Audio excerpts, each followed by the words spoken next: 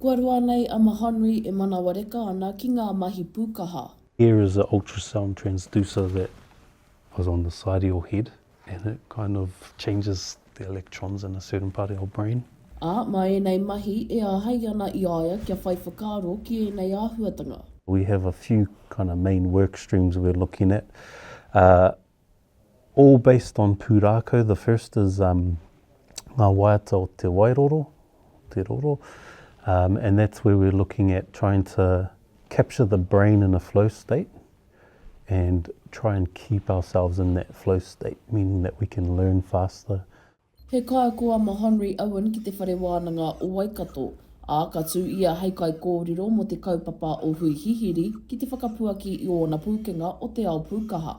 Mixed feelings on the request. I know kanapu are doing really good things, and so to have kanapu here in the STEM area, it's a really big support, I think. And so for me to support back by being a keynote speaker, it's an honour. Tēnei ao pūtai ao aua nangarau Pākene, hei te mea tino tauhau ki a tātai te iwi. Whakaro nau ki nā tamariki e mohanau I murupara. Putana rate ki te whai kararehe, ki te hi tuna, te hi traute, te whakatipu rongoa. Ko Poia Rewi te kai hautu o Hui Hihiri.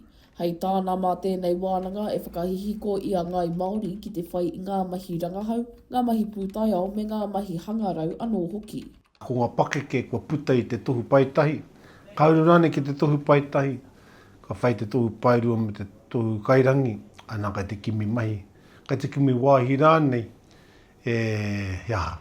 E tiku ai o rātou pūkenga o rātou mōhio ki rati tēnā ao. Ko te hui hihiri tērā e whai wāhi te hunga e ngā kau nui ana ki ngā mahi pūtaiao, ngā mahi rangahau, te auahatanga me ngā mahi hangarau anō hoki. Ka tū te hui ātinana ki konei ki te whare wānanga o Waikato. Ko tātou tīpuna hoki I pērā, I whakamātautau I te ao, he oranga mo te tangata, he oranga no hoki mo te taiao.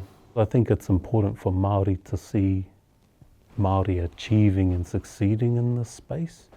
And then to maybe talk a little bit more about what leadership has looked like for us in this space as well.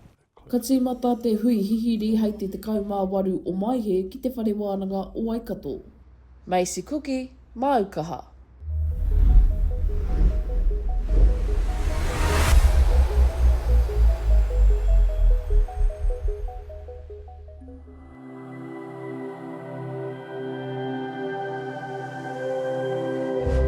Ko te reo, te take.